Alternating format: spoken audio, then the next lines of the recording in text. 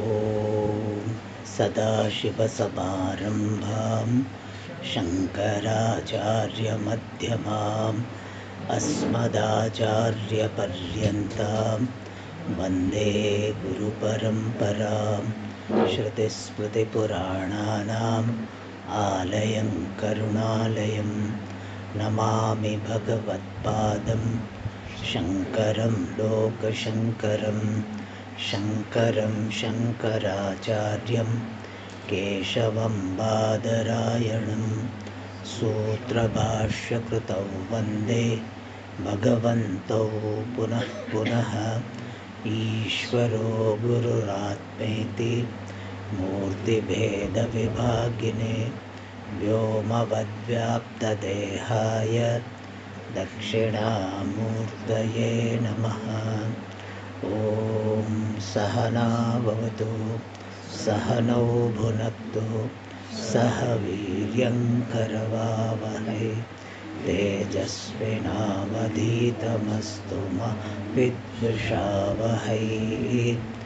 ॐ शान्ति शान्ति शान्तिः।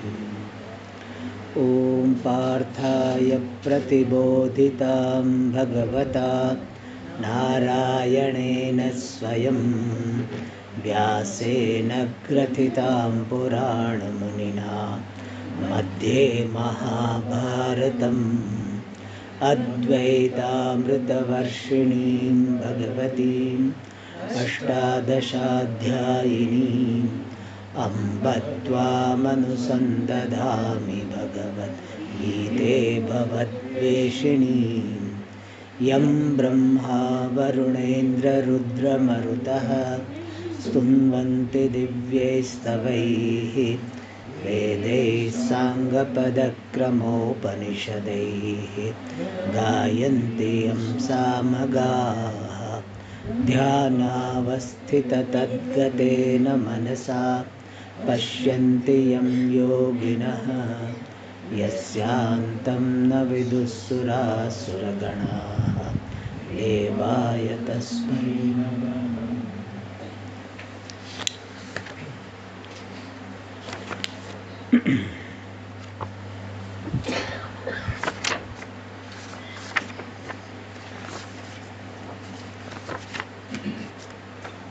Shloka number 5, 6th chapter। अथ षष्ठोऽध्यायः। श्रीभगवानुवाच उद्धरेदात्मनात्मानं नात्मानमवसादयेत् आत्मैव ह्यात्मनो बन्धुः आत्मैव रिपुरात्मनः बन्धुरात्मात्मनस्तस्य येनात्मैवात्मना जितः अनात्मनस्तु शत्रुत्वे वर्तेतात्मैव शत्रुवत् जितात्मनः प्रशान्तस्य परमात्मा समाहितः शीतोष्णसुखदुःखेषु तथा मानापमानयोः ज्ञानविज्ञानतृप्तात्मा कूटस्थो विजितेन्द्रियः युक्त इत्युच्यते योगी समलोष्टाश्मकाञ्चनः सुहृन्मित्रार्युदासीन मध्यस्थद्वेष्य बन्धुषु साधुष्वपि च पापेषु समबुद्धिर्विशिष्यते So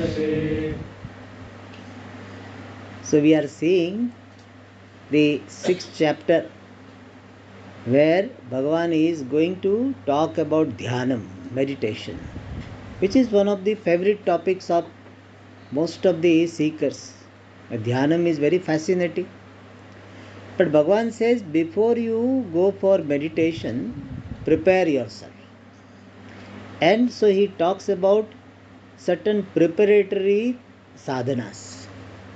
What will make you a successful or effective meditator? And first sadhana he talked about was Karma Yoga. This doing activities, doing one's duty with proper attitude and receiving the result with proper attitude, that is what Karma Yoga is, and that will help you to reduce your likes and dislikes, and that will make you qualified for meditation. Otherwise, in meditation, what will we do? We will keep on thinking about the objects and people of our likes, whom we like so much, or the people whom we dislike. Both. In fact, many times we think about whom we dislike more than whom we like. They come to our mind. Therefore, ragadveshas are to be reduced by Karma Yoga. Then second thing Bhagavan talked about is commitment to this inner growth. One should have commitment to grow spiritually. That commitment to this inner growth makes you a spiritual person.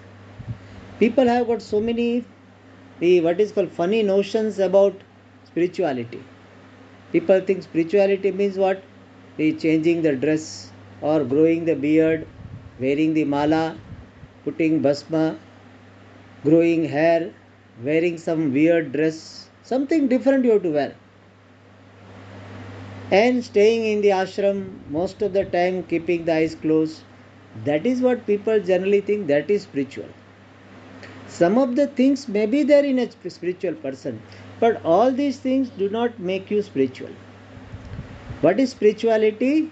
My commitment to inner growth leading to self-discovery, leading to the discovery of my true nature, which is limitless. That is spirituality. If you have commitment to inner growth, you are spiritual. Whether you are in grihasthashrama or sannyasashrama. Whether you are wearing pant shirt or you are wearing dhoti, veshti, it doesn't make difference. What makes you spiritual is this. A person is in grihasthashrama but he is committed to inner growth. He is not focusing on material gain but inner growth. Then that person is spiritual. And some other sannyasi is all the time thinking how to increase number of ashrams. Then even though he is a sannyasi, he is not spiritual. Commitment to inner growth leading to self-discovery, that makes you spiritual. So that commitment is required for successful meditation. Otherwise, through meditation also you want to earn something. You want to earn some recognition that this is a great yogi, this is a Baba, Dhyani Baba, or something. You want a title, you want to encash that. Therefore, commitment to inner growth, commitment to self-growth, that is required. And mastery over the body, mind, sense complex. That also is one of the requirements. And then Bhagavan said, when you have that, then slowly you will grow into a person for whom Samaloštashma Kanchanaha. These various material things will be alike for you. Loshta, the clod of earth, Ashma, stone, Kanchana, gold. All will be alike for you. Not sensory perception wise. Perception wise you will know the difference. But none of them will create any elation or depression. None of them will create any likes or dislikes. If stone is there, you don't dislike it. If gold is there, you don't go and pick it up. That is called Samaloštashma Kanchana. Means a person has got response to different objects without ragadvesha. Ragadvesha rahita pratibhava. that is called Samaloštashma Kanchana. Pratibhava means response without Ragadvesha, that is Samaloštashma Kanchana. Now Bhagavan said, this mature person who is meditating well, that person will be equal to all kinds of people. Many people say, Swamiji, I don't have problem with this inert objects, machine, the washing machine or this machine or that machine. That creates sometimes little bit irritation, but generally they don't create so much disturbance for me. For me, more disturbance is by people. Most of the time, our source of irritation is not the objects, inert objects, chair or table. They don't irritate us so much. Very rarely. Sometimes you try to sit and chair little bit moves away, you fall down. So sometimes you are angry with chair. But otherwise, chair, table, computer, etc., they don't create problems so much. What creates problem is people. Especially the people who are close, who are around us.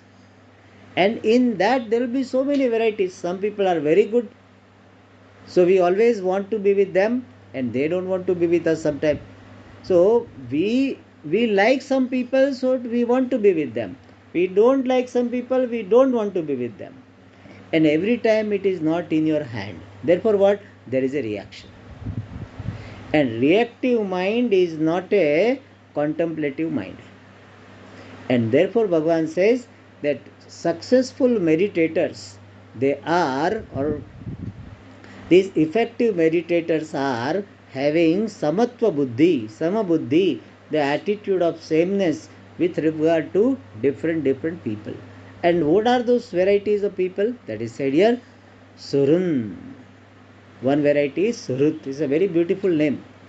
One name of Bhagavan also is Surut. Surudam Sarva Bhutanam. In the 5th chapter, Bhagavan has said. Surut means one who helps without expecting anything in return. Pratyupakaram anuddishya upakaroti. It is Surut. Means he helps and doesn't expect anything from us. That person is called Surut. Means English will translate as well-wisher. Selfless well-wisher. Very rare that we just do it and we don't expect even thanks. Generally we say, we have this problem, Swami, I did so much for him and he doesn't do anything for me. I keep seat for him, but he will not keep seat for me. I do this for him, he doesn't do for me. That is not Surut. Surut means what? I do it because I am in a position to do it. So do it. Whether that person acknowledges or does not acknowledge, I have done my job. I enjoy doing what is to be done. That person is Surut. So there are some people who are like this. Then other one is Mitra, friend. Friend is the one who reciprocates to your love, your attitude, your response, your behavior. Means you are nice to them, they are nice to you. You help them, they reciprocate. Those people are called Mitra, friend. In Sanskrit, the word Mitra means neuter gender. So boyfriend and girlfriend both are called Mitram. So this is a common. In English we have to specify. Mitram is a neuter gender. Mitram agatam. Okay, friend. Boy, any gender, friend. So one who reciprocates your love, care, help, that is Mitra. That is one other variety. They are good to you because you are good to them. That also is good. Third is Ari. Ari means enemy. They try to harm you. They create obstacles in your progress. They are called Ari. Ari means enemies. And the next one is Udasina. These are the varieties of people. And these type of people are always there in society. Udasina means indifferent. He doesn't care for you or your enemy. He minds his business. He doesn't look here and there. Udasina. There are some people who are always udasina, indifferent to whatever happens. There is another variety. Next variety is madhyastha, mediator, who wishes well of all the parties involved. So the in-law side and parent side, both he helps. So that type of people who are not having any what is called special love for any side, they love and care for both the sides. The previous one was what? Doesn't care for anyone, whereas this one cares for both the sides. Madhyastha. And dveshya. Dveshya means detestable, whom you don't like, even though he is not your enemy. Like sometime in family there are some people like this. They are not your enemies, but somebody outsider comes to see you and they will start talking, interfering, or they will be yawning this that. So they create irritation in you. They are called what? Dveshya. They are not harming you deliberately. They are not harming you, but they create the irritation in you, some discomfort in you. That also is one category of people. Dveshya. And bandhu, relatives. So there are some people who are our relatives. So these are the varieties of people. Surun, Mitra, Ari, Udasina, Madhyastha, Dveshya, Bandhu. And Sadhushu, good people. And according to Shastra, good people are those who are following the dharma prescribed by Shastra. Whatever has been asked to be done in Shastra, they do it. And what is asked not to be done, they don't do it. They are called sadhu. Those who follow dharma, those who follow their script well, they are sadhu. And papeshu. Papeshu means those people who are doing prohibited activities. In Sanskrit, the word papam has got two meanings. One is this invisible, this result of prohibited action. Like somebody kills somebody, then it creates some invisible result which is called papam, which generally people translate as sin. That. And also papa is a pullinga, papaha, it has got the meaning the person who has done papa. Papi is also called papa. So papeshu means the people who are given to adharma. So these are the other variety. So there are different varieties. Surun, Mitra, Ari, Udasina, Madhyastha, Dveshya, Bandhu, Sadhu, Papa. About 9 people are there, 9 types of people. And generally, ignorant person, immature person, what will be the attitude? Surun and Mitra, then person will have so much attachment, so much insistence that they should be with us, I should be with them. Sadhushu means we have so much respect, and Papa means some hatred is there. So that is the response of immature people. Whereas mature people what? Samabuddhihi. Samabuddhihi means having the attitude of sameness. Sameness means what? They do not have raga to anyone, they do not have dvesha to anyone. No raga, no dvesha. And here Bhagavan Bhashyakara says Samabuddhi means Kaha kim karma iti avyaprita buddhi. Means they do not put the people in slot. They are like this, they are like this, they are like this. So they said everybody is in order. Everybody is fine. So no, he doesn't have any special liking or special disliking for anyone. So Samabuddhi. Non-judgmental. Because sometimes what happens, we make the person we put the person in a slot, and therefore what happens, we have irritation to the person. This person is foolish, this person is harmful, hostile. May not be so all the time, but we make a judgment, and based on that we react. Whereas this mature people, yoga rudaha, is samabuddhi. And Bhagavan says Vishishyate. Such a person is the superior among all yoga rudaha, among all contemplative people, this person is Vishishyate. So my maturity, my growth will be reflected in being Samabuddhihi, not going after someone, not running away from someone. To the extent interaction is required, we do it.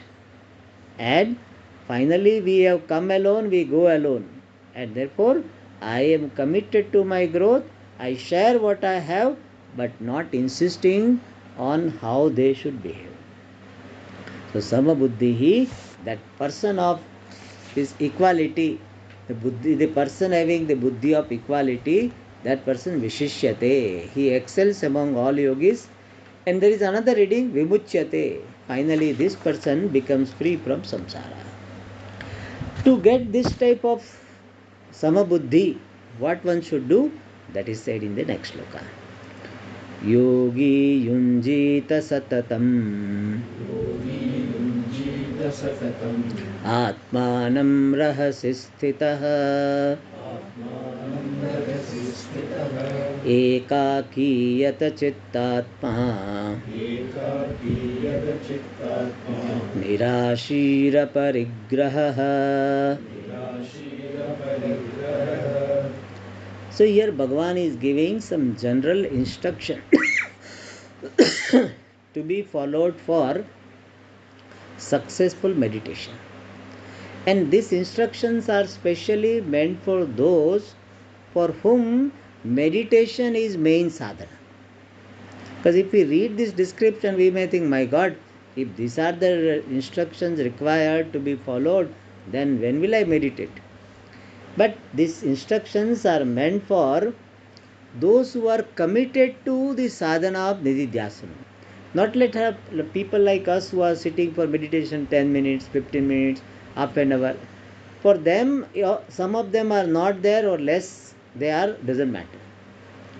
But when meditation is your main sadhana, like for playing tennis once in a while, you don't require so much fitness. You just go and move your hands.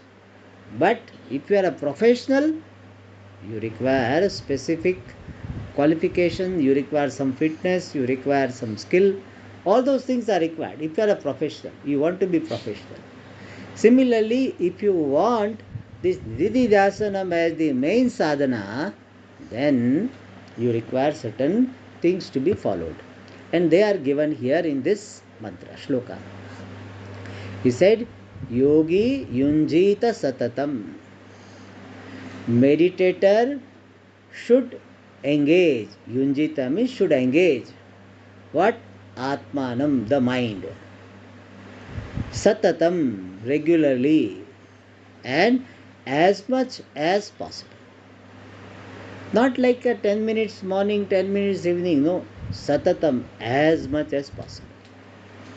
Satatam literally means constantly. And constantly means for as much time as it is possible. They say that you meditate so much that night also you meditate and you slip into meditation. While meditating you slip into sleep. That type of commitment is required for becoming successful meditator. Therefore it is satatam. And there are two types of meditation, Nididhyasana. One is alert living. Keep seeing that my life is in keeping with the teaching of Shastra or not. In keeping with the teaching of Vedanta, is it there or not? That also is called Dhyanam. And other one is sitting in a particular posture and doing meditation. That also is called Dhyanam. So here both are suggested, Yunjita Satatam. Mainly Samadhi Abhyasa, the practice of meditation is highlighted. And where should he stay? Rahasis Sthitaha. Remaining in a solitude, in a solitary place, solitude. Means one should be away from. That's why I am telling this is meant for those who are committed to the sadhana of meditation as the main sadhana. So Rahasis Sthitaha means remaining in a solitary place. Solitude. Bhashyakara says, Sankaracharya, the Giri Guhadau, on the mountain, cave, etc., where people are not there around. Otherwise, what happens? Some disturbance happens. Some phone will ring, something will happen. So your attention will go whether my phone is ringing or somebody's phone is ringing. So you cannot meditate. Therefore, Giri Guhadau Rahasisthita. And some people say, okay, I will go to that place which is so much, in solitude, nobody is there, I will go. But I will go with what? I will go with one secretary, one cook, and one assistant. So people go in a group to a solitary place. So Bhagavan said, nothing doing, ekaki. Ekaki means remaining alone. And yata chittatma, having mastered the mind and the body. Person should have some mastery over the body.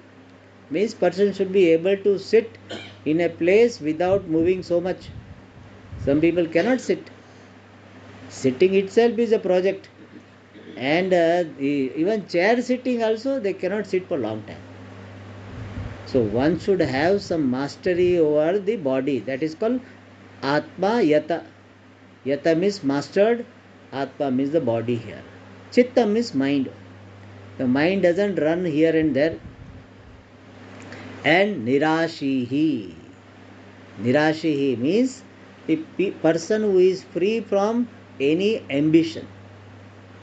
If person has got ambition that now I am doing Nididhyasanam, meditation, but after 1 year I will go get some visa and I will go to the US. I will go to UK. I will go to Australia.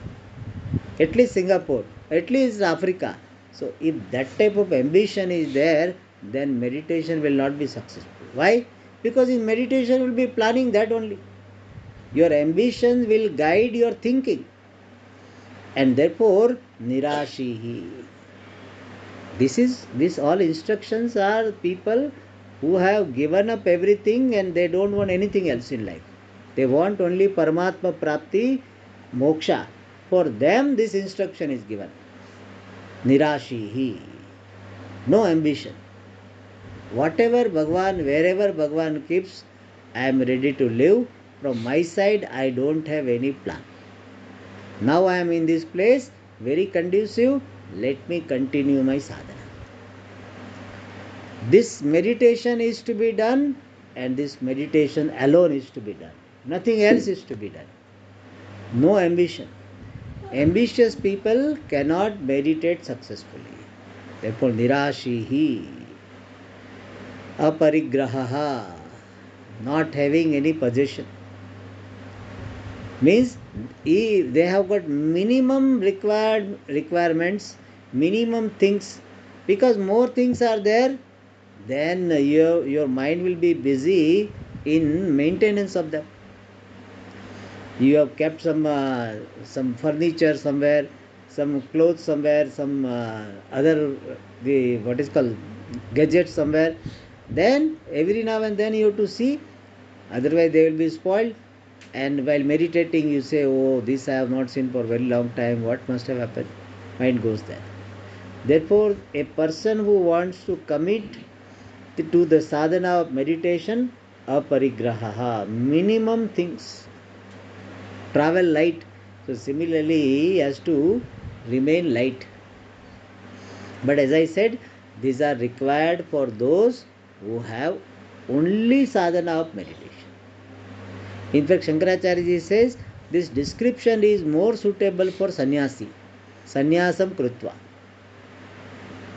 Because as a grihastha you cannot be aparigraha.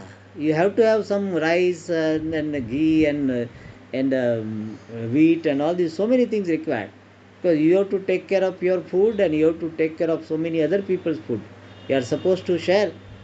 Therefore, you have to have so much possession. That is why this description Bhashyakara said is suggesting this sannyasa lifestyle.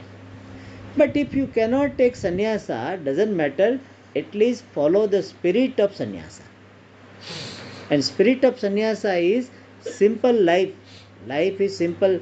Where I can manage with two things, I will not buy third thing. Where I can manage with the simpler thing, I will not buy complicated one. That is the spirit of aparigraha nirashihi. So one can see this, that for having very effective meditation, one requires to prepare a lot. Now from the next sloka, Bhagavan is talking about the preparation, immediate preparation immediately before this actual dhyana. All the sadhana up to 10 sloka were talked about general preparation. Now when exactly person is going to start meditating upon Paramatma, then what are the steps to be followed before he actually starts meditating on Paramatma?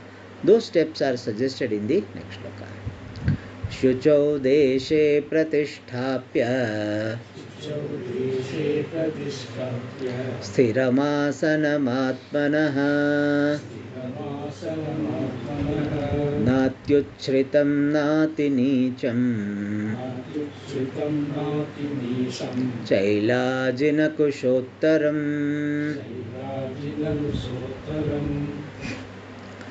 So Bhagavan talks about this asanam. The one preparation for this meditation is asanam. The word asanam in Sanskrit has got two meanings. One is the seat upon which you sit, made up of Bhagavan Krishna will say, made up of cloth, some deer skin or tiger skin and this grass, etc. So that is called asanam. Where you sit on, that is called asana. Another meaning of the word asanam is the posture. Posture is called asanam. That will be talked about in the next mantra, next shloka. Here, the seat, what type of seat person should have for successful long sessions of meditation. First of all, shuchau dese pratisthapya asanam. Pratisthapya means having placed, sthiram, firmly, having firmly placed asanam, this seat. Where? Shuchau deshe, in a clean place, in a pure place. And here Shankaracharya ji says, pure can be naturally pure or pure can be samskarataha. By certain religious and spiritual activities, you make the place pure. For example, Ganges bank or Kaveri's bank, you sit for meditation, that is swabhavataha shuchu. It is pure naturally. Whereas your own place, puja room, by doing this puja, by doing the chanting, by incense stick, agarbatti, by dhupa, etc., deepa, etc., you make the place charged. Some places are already charged, whereas some places what? You have to make it charged.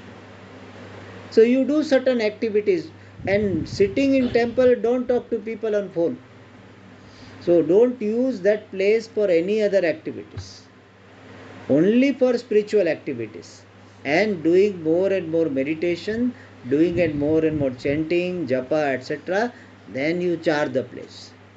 You make the place very holy, sacred. So either naturally it is shuchi, holy, or you make it holy. Like in magnetism, natural magnets are there and induced magnets are there. So if natural is not available, you have induced magnet. Similarly here we can have induced Shuchi Desha. Every time you cannot go to Kaveri, Ganga.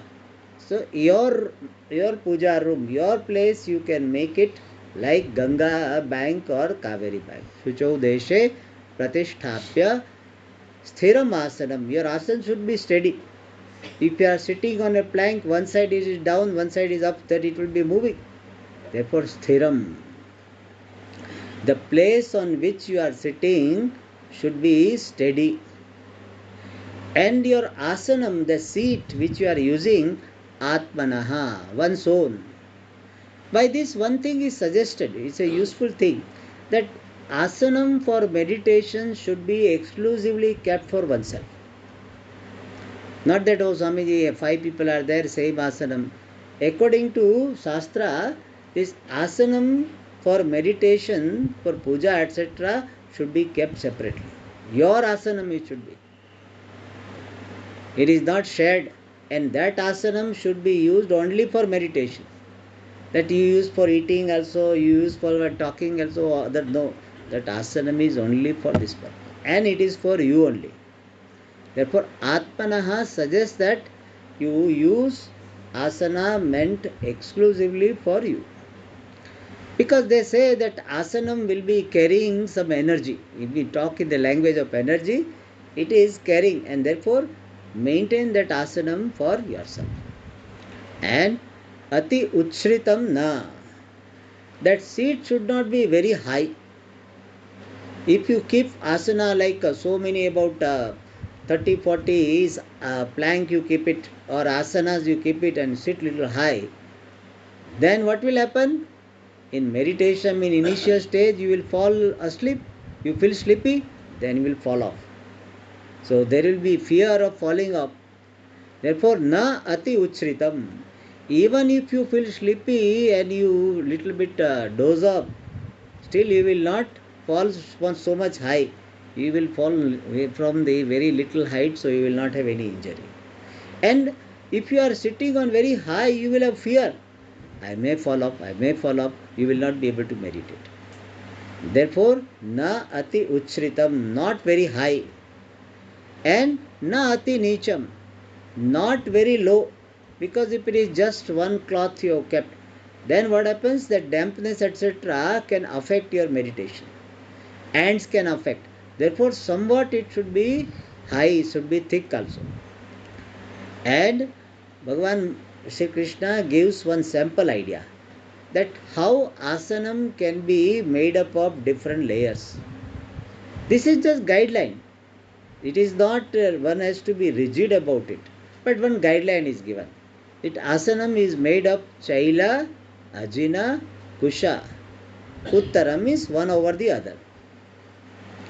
And here order is to be reversed. It is not that the chailam at the end, so chailam at the bottom and then ajina and then on the top kusha. No. Kusha means grass should be on the ground. Kusha refers to grass. Particular grass asana which we get it very easily. That asana made up of grass is to be kept first on the ground. On that you put ajina. Ajina means in those days tiger skin or deer skin. Nowadays you can have blanket or blanket like things which will prevent dampness. And on the top of it you put some chaila. Chaila means a cloth. So put some cloth so that there is no itching etc. from that blanket or the deer skin. So this is how the asanam can be made up of. But here we put a note. These are only guidelines. You should not postpone your meditation because you are waiting for Swamiji ajinam. I want to start meditation, but ajinam, the deer skin has not come. Tiger skin has not come. I want to sit meditation and sit in meditation on tiger skin. Because I get a nice picture will be there, no? If you have the tiger skin, you sit on that, the nice picture. So people have fascination for that. In those days, it was available, and there was very few people would be using, therefore available. So the forest people will give it to swamis or those who are meditating. Nowadays, if you have deer skin, these people, police will take you. So don't use in public the deer skin, etc. You are answerable. Tiger skin, deer skin is illegal. So nowadays that is not. In place of that, you use some material which will prevent dampness. So it is just a guideline. Chaila jina kushottaram asanam sthapya. Having placed the asanam, then what is to be done? It is not that you keep on, adjusting the asanam. not steady, this is too high, this is too low, and you had 1 hour, and you 45-50 minutes you use only for making asana, and you are so tired that in 5-10 minutes remaining, in that you fall asleep. Therefore, spend minimum time in having the setup and immediately go to the next step, and that is said in the next shloka. तत्रैकाग्रं मनः कृत्वा यतचित्तेन्द्रियक्रियः उपविश्यासने युञ्ज्यात् योगमात्मविशुद्धये. He says, Tatra asane upavishya. Upavishya means having seated, having sat. Tatra asane, on that asana, on that seat. So first of all, that one has to sit for meditation. In Brahma Sutra itself, the discussion has come. How should we meditate? Can I meditate standing meditation? Can I lie down? Or I have to sit? So that discussion has come, and finally Vedavyasa gave the decision. Asinaha sambhavat. Meditation is possible in sitting position. Why? Because if you are standing, then what happens? Chances are there you will fall off. Because when you lose the awareness of the body, that is what we have to do in meditation. We withdraw our attention from the body and slowly take it to Atma, and that time, if you are standing, then you may fall off. Therefore, standing meditation is not advised. Then, Swamiji, can I make myself very comfortable? I will just lie down and meditate. That is the most thing people would love to do. When I use doing asanas, instructed by somebody, 1 hour they will conduct. We have to do. Which asana we are looking for? Savasana. I remember that instructor used to give instruction in Hindi. And when he used to say, Swamiji, abhi late jaiye. But I used to feel so happy because so many things we have done, muscles pain. So we like Shavasana. Shavasana is the most liked asana. So can I do meditation in Shavasana? Shastra says no. Because Shavasana is very, very conducive for sleeping. Even sitting, people sleep. Even when they are sitting and meditating, I have seen many people sleep, doze off. In fact, by the time meditation is over, most of the people heads are down like this. Down means they are not alert. Head goes down means the mind is not meditating. He is feeling sleepy or sleeping. Therefore, best thing is asinaha. Asinaha means sitting. And therefore it is said here, asane upavishya. Tatra asane upavishya yunjyat. One should engage. Having sat on the seat, one should engage. What? My yogam. One should engage in meditation, or one should practice meditation. How one should practice? For that, one more instruction is given. Yata chittendriya kriya. Having mastered the organs and mind, the activities of the organs and the mind. So when you are sitting for meditation, that time you don't do other activities. Then okay, I am doing meditation, and while doing meditation, some knitting also I will do, or some peeling up will do. That you cannot do. Meditation means completely withdrawn from all activities of the organs and the activities of the mind as well. The organ activity and mind activity withdrawn, mastered. So one has withdrawn from other activities of the organs and the mind. And manaha ekagram krutva. Having made the mind single pointed, means now I want to think about Atma, or I want to think about Krishna, Rama, depending upon the object of your meditation. So what is to be done? Withdraw from all other activities and make the mind single pointed. And then yogam yunjat. Then one should practice meditation. For what purpose? Atma Vishuddhaye. For the purification of the mind. So people think that meditation is for some miracle, etc. No, it is meant for purification of the mind. What is purification? Removal of impurities, purification. And what are the impurities? One impurity is our likes and dislikes. The slavery to our likes and dislikes. People say that, Swamiji, I don't want to do, but what to do? I somehow end up doing this. So, that is called slavery to your likes and dislikes. That is called ragadvesha. That is also impurity. Or, Swamiji, my mind is not steady. I want to do, I want to think about something, mind goes somewhere else. I am not able to focus even in study, reading. So, restlessness of the mind also is one more impurity. So, ragadveshas, likes and dislikes are impurities, and this unsteadiness, the restlessness of the mind is another impurity. And third impurity is strong identification with the body, senses, and the mind, because of which I am not able to appreciate I am limitless Brahman. So that Viparita Bhavana, the identification with this non-self, is also Ashuddhi. And all of them are removed by meditation, by Dhyanam. Different types of Dhyanam. More details about this we'll see in the next class.